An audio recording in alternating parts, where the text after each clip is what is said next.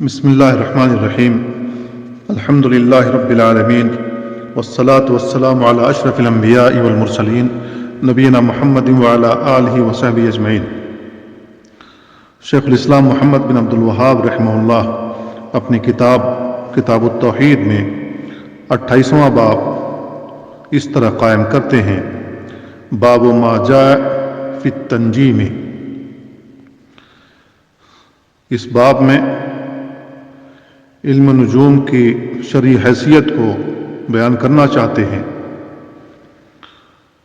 اور دلائل سے ثابت کرنا چاہتے ہیں کہ علم نجوم حاصل کرنا ممنوع اور حرام ہے۔ تنجیم سے مراد یہ ہے کہ یہ عقیدہ رکھا جائے کہ دنیا میں جو حوادث رونما ہوتے ہیں وہ انہی ستاروں کی وجہ سے ہے۔ یہ قوم نمرود کا عقیدہ تھا جن کی ہدایت کے لیے ابراہیم خلیل اللہ علیہ السلام بھیجے گئے تھے۔ یہ ستاروں کی پجاری قوم تھی جنہیں مجوس بھی کہا جاتا ہے۔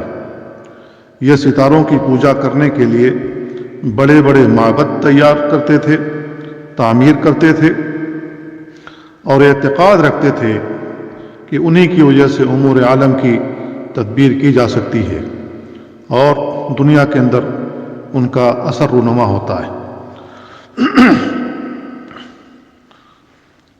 تو علم نجوم کی 4 قسمیں ہیں جنہیں سمجھ لینا ضروری ہے۔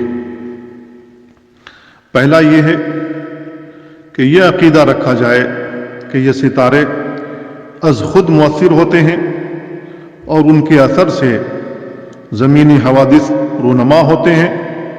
ایسا سمجھنا ان کی عبادت کے مترادف ہے اور اللہ عز و جل کا انکار ہے، کیونکہ جب خیر و شر، صحت و مرض، بارش اور خشکی کا ہو جانا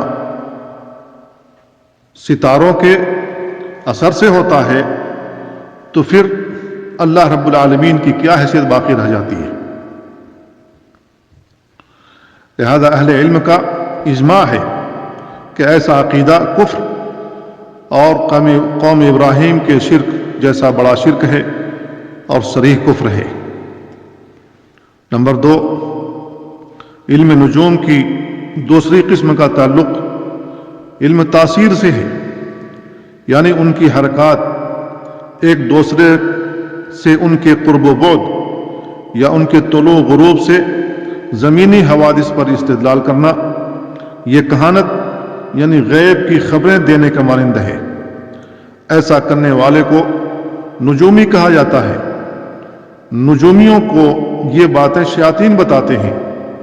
یہ قسم بھی حرام، کبیرہ گناہ اور اللہ تعالیٰ کے ساتھ شرک ہے، کیونکہ اللہ تعالیٰ نے انہیں ان اسباب کے لیے نہیں پیدا کیا۔ اس کائنات میں بارش ہو، ہوا چلے اور دیگر جو حوادث پیش آتے ہیں، رونما ہوتے ہیں، وہ ان ستاروں کی وجہ سے نہیں بلکہ اللہ رب العالمین کی تدبیر اور اس کے اذن سے ہوتا ہے۔ اللہ تعالیٰ کا حکم ہوتا ہے، اس کی اجازت ہوتی ہے۔ ان ستاروں کا اس میں کوئی عمل دخل نہیں ہے، اس سے ان کا کوئی تعلق نہیں ہے۔ نمبر 3، علم نجوم کی تیسری قسم جسے علم تسیر کہا جاتا ہے، اس میں ستاروں کی رفتار و حرکات سے قبلہ اور اوقات یا موسموں وغیرہ کا تعین کیا جاتا ہے۔ بعض اہل علم نے اس کی اجازت دی ہے، اس لیے کہ یہ لوگ ستاروں کی رفتار و حرکات ان کے ایک دوسرے سے قریب ہونے یا دور ہونے یا ان کے طلوع غروب سے محض وقت اور زمانہ کا تعین کرتے ہیں۔ وہ ستاروں کی ان حرکات کو کسی کام کے لیے سبب اور اثر قرار نہیں دیتے۔ محض اتنی سی بات کرنے اور اسی مقصد کے لیے ستاروں کا علم حاصل کرنے میں شرعاً کوئی قباحت بھی نہیں ہے، بلکہ اس کی اجازت موجود ہے۔ نمبر 4، ان کے ذریعے مستقبل میں رونما ہونے والے حوادث پر استدلال کرنا، تو یہ علم غیب کا دعویٰ کرنے کے مترادف ہے جو جادوگر اور کاہن لوگ کرتے ہیں، تو یہ بالاجماع کفر ہے۔ شیخ الاسلام نے سب سے پہلے صحیح بخاری کی قتادہ رحمہ اللہ سے مروی یہ روایت ذکر کی ہے، جسے امام بخاری نے معلقاً بصیغہ جزم بیان کیا ہے۔ صحیح بخاری میں امام بخاری نے جتنی بھی روایتیں معلقاً بیان کی ہیں انہیں حافظ ابن حجر رحمہ اللہ نے اپنی کتاب التغلیق التعلیق میں موصولاً بالسند بیان کر دی ہیں۔ قتادہ رحمہ اللہ کا قول ہے کہ اللہ تعالیٰ نے ان ستاروں کو 3 مقاصد کے لیے پیدا کیا ہے۔ نمبر 1 آسمان کی زینت کے لیے، نمبر 2 شیاطین کو مارنے اور بھگانے کے لیے، نمبر 3 بحر و بر میں راہ معلوم کرنے کے لیے۔ جو شخص ان کے علاوہ کچھ اور سمجھتا ہے اس نے غلطی کی اور ہر قسم کی بھلائی سے خود کو محروم کر لیا، اور اس نے ایسے امر کا تکلف کیا جس کا اسے کچھ بھی علم نہیں ہے۔ صحیح بخاری باب فی النجوم کے اندر یہ روایت امام بخاری نے تعلیقاً ذکر کی ہے۔ یہ باتیں قرآن کریم میں بھی اللہ رب العالمین نے بیان فرمائی ہیں۔ ان 3 مقصدوں کو اللہ رب العالمین نے قرآن مجید کے اندر بھی ذکر کیا ہے۔ پہلا مقصد آسمان کی زینت کے لیے اللہ رب العالمین نے بیان فرمایا وَزَيَّنَّا السَّمَاءَ الدُّنْيَا بِمَصَابِيحَ وَحِفْظًا۔ سورہ فصلت میں اللہ تعالیٰ نے یہ بیان فرمایا ہم نے آسمان دنیا کو ستاروں سے مزین کیا اور ان کو حفاظت کا ذریعہ بنایا۔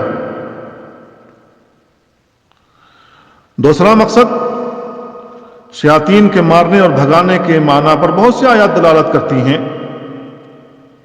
ان میں سے اللہ رب العالمین کا یہ فرمان ہے اِنَّا زَيَّنَّا السَّمَاءَ الدُّنْيَا بِزِينَةٍ الْكَوَاكِبِ وَحِفْظًا مِّن كُلِّ شَيْطَانٍ مَارِدٍ۔ سورہ صافات میں اللہ تعالیٰ نے یہ بات بیان فرمائی ہم نے آسمان دنیا کو ستاروں سے مزین کیا اور ہر سرکش شیطان سے حفاظت کا ذریعہ بنایا ہے۔ دوسری آیت میں فرمایا وَلَقَدْ زَيَّنَّا السَّمَاءَ الدُّنْيَا بِمَصَابِيحَ وَجَعَلْنَاهَا رُجُومًا لِلشَّيَاطِينِ وَأَعْتَدْنَا لَهُمْ عَذَابَ السَّعِيرِ۔ ہم نے آسمان دنیا کو چراغوں سے مزین کر دیا ہے جو چراغوں کی طرح ٹمٹماتا ہے، اور ہم نے شیطانوں کے لیے شیطانوں کو مارنے کے لیے اسے بنایا ہے، اور ہم نے ان کے لیے بھڑکتی ہوئی آگ کا عذاب تیار کر رکھا ہے۔ یہ شیاطین جب فرشتوں کی باتوں کو سننے کے لیے برجوں میں جا کر بیٹھتے اور وہاں سے آسمان کی خبریں لا کر کاہنوں کو دیتے تو وہ کاہن لوگ اس میں 100 جھوٹ ملا کر لوگوں میں پھیلا دیتے۔ جب اس میں سے کوئی چیز سچ ثابت ہو جاتی تو وہ کاہن کہتا تھا دیکھو میں نے یہ بات پہلے بیان کی ہوئی تھی جو سچ ثابت ہو گئی ہے۔ لیکن نبی کریم صلی اللہ علیہ وسلم کی بعثت کے وقت آسمان پر پہرے لگا دیے گئے شہاب ثاقب کی صورت میں، جیسا کہ اللہ رب العالمین نے جنوں کے متعلق بیان کیا وَأَنَّا كُنَّا نَقْعُدُ مَقَاعِدَ لِلسَّمْعِ فَمَنْ يَسْتَمِعِ الْآنَ يَجِدْ لَهُ شِهَابًا رَصَدًا وَأَنَّا لَا نَدْرِي أَشَرٌّ أُرِيدَ بِمَنْ فِي الْأَرْضِ أَمْ أَرَادَ بِهِمْ رَبُّهُمْ رَشَدًا۔ تو اللہ رب العالمین نے شہاب ثاقب بٹھا دیے جس کے ذریعے سے شیطانوں کو مارا جاتا ہے، شیطان جل کر خاک ہو جاتے ہیں۔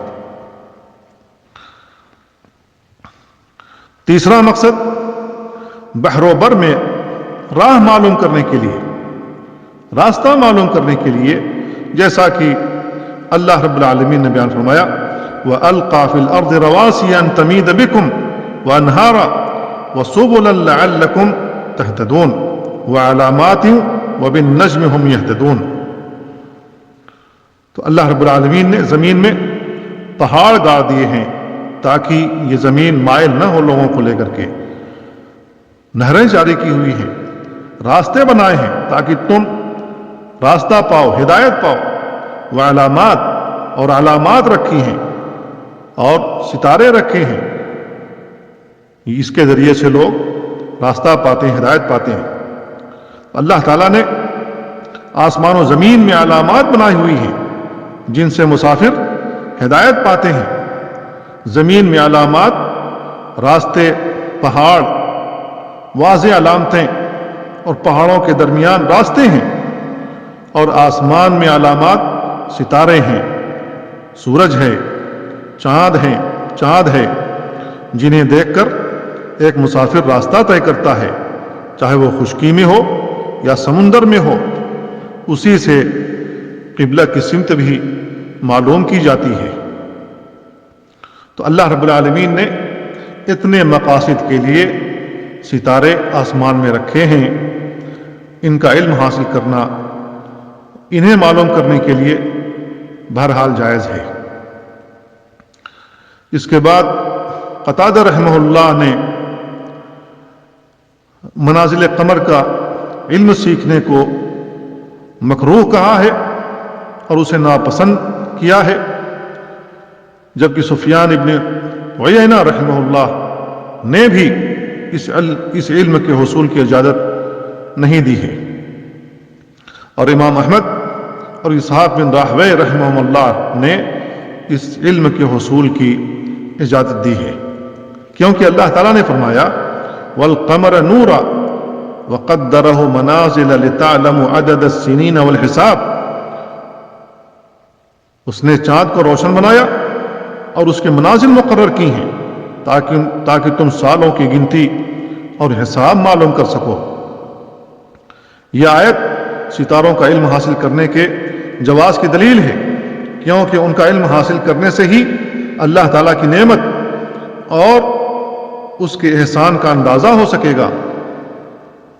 قتادہ رحمہ اللہ اور سفیان ابن عیینہ رحمہ اللہ نے چاند کے منازل کا علم حاصل کرنے کو مکروہ کہا ہے، جبکہ امام احمد اور اسحاق بن راہویہ رحمہ اللہ اسے جائز قرار دیتے ہیں۔ سب سے پہلے چاند کے منازل ہمیں سمجھ لینے چاہیے۔ چاند کے کل 28 منازل ہیں۔ چاند ہر رات ایک ایک منزل طے کرتا ہے، اور ہر منزل کی علامت ایک ستاروں میں سے ایک ستارہ ہے جو کہ معروف ہے، جسے چاند ایک مہینے میں طے کر لیتا ہے۔ تو کیا منازل کا حساب معلوم کرنے کے لیے اس کا علم حاصل کرنا جائز ہوگا یا نہیں؟ اس بارے میں علماء کے 2 اقوال ہیں، جیسا کہ ابھی میں نے بیان کیے۔ پہلا قول، یہ علم نہیں حاصل کر سکتے، یہ علم نہیں حاصل کر سکتے، اسی کے قائل قتادہ رحمہ اللہ اور سفیان ابن عیینہ ہیں۔ اس میں اگرچہ کوئی قباحت نظر نہیں آتی ہے، تاہم کوئی اس سے گمراہ ہو سکتا ہے کہ ستاروں میں کوئی تاثیر ہوتی ہے، اس ناحیے سے وہ گمراہ ہو سکتا ہے، لہذا بطور سد ذرائع انہوں نے اس سے منع کر دیا۔ اور دوسرا قول یہ ہے کہ چاند کے منازل کا علم سیکھنے میں کوئی حرج نہیں ہے، اسی کے قائل امام احمد اور اسحاق بن راہویہ رحمہم اللہ ہیں، اور اکثر اہل علم اسی کے قائل ہیں، کیونکہ اس سے دنوں کا حساب معلوم کرنا اور تاریخ معلوم کرنا آسان ہو جاتا ہے، لہذا اس میں کوئی قباحت بھی نہیں ہے، اس میں کوئی قباحت نہیں ہے۔ شیخ الاسلام محمد بن عبد الوہاب رحمہ اللہ نے اس کے بعد ابو موسیٰ اشعری رضی اللہ تعالیٰ عنہ کی یہ روایت ذکر کی ہے کہ رسول اللہ صلی اللہ علیہ وسلم نے ارشاد فرمایا ثلاثۃ لا يدخلون الجنہ مدمن الخمر وقاطع الرحم ومصدق بالسحر۔ مسند احمد میں یہ روایت موجود ہے کہ 3 آدمی جنت میں داخل نہیں ہوں گے، نمبر 1 شراب کا عادی، نمبر 2 قطع رحمی کرنے والا، نمبر 3 جادو کو برحق جاننے والا۔ یہ تینوں جنت میں داخل نہیں ہوں گے۔ اس حدیث میں 3 لوگوں کے بارے میں بیان کیا گیا ہے کہ وہ جنت میں نہیں داخل ہوں گے۔ پہلا کون سا ہے؟ شرابی، جو شراب کا رسیا ہو، جو برابر شراب پیتا رہتا ہو اور اللہ سے توبہ کی توفیق بھی نہیں ہوتی۔ شراب اور اس سے متعلق چیزوں کا استعمال کرنا گناہ کبیرہ ہے، اور جو اسے حلال سمجھ کر پیے وہ کافر ہو جاتا ہے، کیونکہ اس نے اللہ کی حرام کردہ چیز کو حلال کر لیا۔ لیکن جو اسے حرام جانے مگر عادت سے مجبور ہو کر پیتا رہے تو وہ گناہ کبیرہ کا مرتکب ہوتا ہے، جو فاسق ناقص الایمان شمار کیا جائے گا۔ اگر وہ خود شراب پینے کا اقرار کرے یا کوئی گواہی دینے والا گواہی دے دے تو شرعی طور پر اسے 80 کوڑے لگائے جائیں گے تاکہ اس کی عقل ٹھکانے لگ جائے۔ انسان کے اندر سب سے اشرف چیز اس کی عقل ہے، جس کے ذریعے آدمی نفع و نقصان، اچھی اور بری چیز میں تمیز کر لیتا ہے۔ اسی کے ذریعے ایک مسلمان دینی امور کو سمجھتا ہے اور تکلیف پہنچانے والی چیز سے بچ جاتا ہے۔ اگر عقل ہی نہ رہے تو وہ چوپایا بن جائے گا، وحشی اور درندہ بن جائے گا اور لوگوں کو تکلیف پہنچائے گا۔ اسی لیے اللہ تعالیٰ نے شراب کو حرام کیا اور شراب پینے والے کے لیے حد مقرر کی تاکہ مار کے ڈر سے وہ شراب سے باز آ جائے، اور اس کے لیے سخت وعید بیان کی۔ رسول اللہ صلی اللہ علیہ وسلم نے شرابی پر لعنت کی ہے۔ نبی کریم صلی اللہ علیہ وسلم نے شرابی کو بت پرستوں سے تشبیہ دی ہے۔ آپ نے بیان فرمایا مدمن الخمر کعابد وطن۔ ابن ماجہ میں یہ روایت ہے، علامہ البانی نے اس کو حسن قرار دیا کہ شراب کا رسیا بت کے پجاری کی طرح ہے۔ اور عبداللہ بن عمرو بن عاص رضی اللہ عنہما سے مروی ہے کہ رسول اللہ صلی اللہ علیہ وسلم نے ارشاد فرمایا من شرب الخمر وسکر لم تقبل له صلاة 40 صباحا وإن مات دخل النار فإن تاب تاب اللہ علیہ۔ جو شخص شراب پیے اور مدہوش ہو جائے تو اس کی 40 دن کی نماز قبول نہیں ہوگی، یعنی 40 دن کی نماز کا ثواب اسے نہیں ملے گا، اور اگر انتقال کر جائے تو وہ جہنم میں داخل ہوگا، اور اگر توبہ کر لے تو اللہ تعالیٰ اس کی توبہ قبول فرما لے گا۔ اسی روایت کے آخر میں ہے کہ اگر وہ برابر شراب پیتا رہے کان حقا علی اللہ ان یسقیہ من ردعۃ الخبال یوم القیامہ قالوا یا رسول اللہ ما ردعۃ الخبال قال عصارۃ اہل النار۔ علامہ البانی نے اس کو صحیح قرار دیا ہے۔ ابن ماجہ کی روایت ہے کہ جو شخص برابر شراب پیتا رہے تو اللہ پر حق ہے کہ قیامت کے دن جب وہ اٹھایا جائے گا تو جہنمیوں کی پیپ اسے پلائی جائے گی۔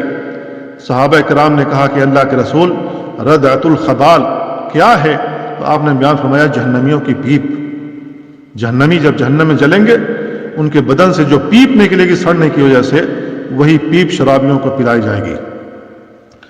تو اس حدیث میں دوسرا شخص جو جنت میں نہیں جائے گا قطع رحمی کرنے والا، یعنی صلہ رحمی نہ کرنے والا، چاہے وہ باپ کی طرف سے ہو یا ماں کی طرف سے ہو۔ یہ جان لینا چاہیے کہ صلہ رحمی کرنا اور والدین کے ساتھ اچھا سلوک کرنا واجب ہے۔ بھائی بہن اور ان کے اولادوں کے ساتھ صلہ رحمی کرنا، چچا چچی اور ان کے اولادوں کے ساتھ صلہ رحمی کرنا، ماموں ممانی اور ان کے اولادوں کے ساتھ صلہ رحمی کرنا، اور باپ داداؤں کے ساتھ صلہ رحمی کرنا یہ واجب ہے۔ اللہ رب العالمین کا فرمان ہے وَاعْبُدُوا اللَّهَ وَلَا تُشْرِكُوا بِهِ شَيْئًا وَبِالْوَالِدَيْنِ إِحْسَانًا وَبِذِي الْقُرْبَى۔ اللہ کی عبادت کرو، اس کے ساتھ کسی چیز کو شریک نہ ٹھہراؤ، اور والدین کے ساتھ احسان کرو، بھلائی کرو، اور قرابت داروں کے ساتھ۔ دوسری آیت میں اللہ رب العالمین نے بیان فرمایا وآت ذی القربى حقہ والمسکین وابن السبیل، قرابت داروں کو اس کا حق دو، مسکینوں کو ان کا حق دو، اور مسافروں کو ان کا حق دو۔ تو قرابت داروں کا حق ہے اور وہ ہے صلہ رحمی کرنا۔ جو شخص صلہ رحمی نہ کرے اس پر اللہ تعالیٰ نے لعنت فرمائی ہے۔ اللہ رب العالمین نے بیان فرمایا فَهَلْ عَسَيْتُمْ إِن تَوَلَّيْتُمْ أَن تُفْسِدُوا فِي الْأَرْضِ وَتُقَطِّعُوا أَرْحَامَكُمْ أُولَٰئِكَ الَّذِينَ لَعَنَهُمُ اللَّهُ فَأَصَمَّهُمْ وَأَعْمَىٰ أَبْصَارَهُمْ۔ کیا اگر تمہیں زمین میں تولیت عطا کر دی جائے تو زمین میں فساد مچاؤ گے، رحموں کو کاٹ دو گے، رشتوں کو کاٹ دو گے، قطع رحمی کرو گے؟ یہی وہ لوگ ہیں جن پر اللہ نے لعنت کی ہے، ان کو بہرا بنا دیا ہے اور ان کی نگاہوں کو اندھا کر دیا ہے۔ تو جو شخص صلہ رحمی کرے اللہ اسے ملاتا ہے، اور جو اسے کاٹ دے اللہ تعالیٰ اسے کاٹ دیتا ہے۔ اس حدیث میں تیسرا وہ شخص جو جنت میں نہیں جائے گا، جادو کو برحق جاننے والا، جادو کو سچ ماننے والا اور جادوگروں کی تصدیق کرنے والا۔ پہلے بیان ہو چکا ہے کہ علم النجوم جادو کی ایک قسم ہے، جیسا کہ رسول اللہ صلی اللہ علیہ وسلم نے ارشاد فرمایا من اقتبس شعبۃ من النجوم فقد اقتصب شعبۃ من السحر۔ سنن ابو داؤد اور مسند احمد کی روایت ہے، جس نے علم نجوم کا جتنا حصہ سیکھا اس نے اسی قدر جادو سیکھا ہے۔ آج کل اخبارات، رسائل اور جرائد میں ستارے کیا کہتے ہیں کہ عنوان سے عموماً مضامین شائع ہوتے رہتے ہیں۔ لوگ ان امور کی حقیقت پر غور نہیں کرتے۔ ستاروں اور برجوں کی تاثیر کا عقیدہ رکھنا یہی تو کہانت ہے۔ ہر علاقہ میں اس کی تردید اور مذمت کرنے کی ضرورت ہے۔ ایسے رسائل گھروں میں نہ لائے جائیں، خود پڑھیں، نہ کسی کو پڑھنے کے لیے دیں، کیونکہ ان ستاروں اور برجوں کا علم حاصل کرنا، اپنی ولادت کے برج کو جاننا اور اپنے موافق ستارے کی معلومات رکھنا، اس کے متعلق تحریرات پڑھنا، ایسے ہی ہے جیسے کسی نجوم کے پاس جا کر اس سے احوال دریافت کرے۔ ایسی باتوں کو پڑھ کر ان کو درست سمجھنا اور ان کی تصدیق کرنا کفر ہے۔ اللہ تعالیٰ ہمیں اپنی پناہ میں رکھے۔ شیخ الاسلام نے یہ احادیث ذکر کرنے کے بعد اس سے چند مسائل کا استخراج کیا ہے۔ پہلا مسئلہ جو انہوں نے نکالا یہ کہ اس بحث سے معلوم ہوا کہ اللہ تعالیٰ نے کن مصالح کے پیش نظر ستاروں کو تخلیق فرمایا ہے۔ نمبر 2، ستاروں کی تخلیق کے حوالے سے انہیں مزید کچھ سمجھنے والوں کی بھی اس بحث سے تردید ہوتی ہے۔ نمبر 3، علم منازل قمر کے بارے میں اہل علم کے آراء مختلف ہیں۔ نمبر 4، مذکور حدیث میں جادو کی تصدیق کرنے پر وعید بھی بیان کی گئی ہے۔ اللہ تعالیٰ سے دعا ہے اللہ تعالیٰ ہمیں ہر قسم کے بدشگونی سے اور ایسے علوم حاصل کرنے سے محفوظ رکھے جس سے ہمیں منع کیا گیا ہے، اور نجومیوں کے پاس جانے، عرافوں کے پاس جانے، کاہنوں کے پاس جانے سے ہمیں اور ہمارے اولادوں کو اللہ تعالیٰ محفوظ رکھے۔ وصلی اللہ وسلم علی نبینا محمد وعلی آلہ وصحبہ اجمعین۔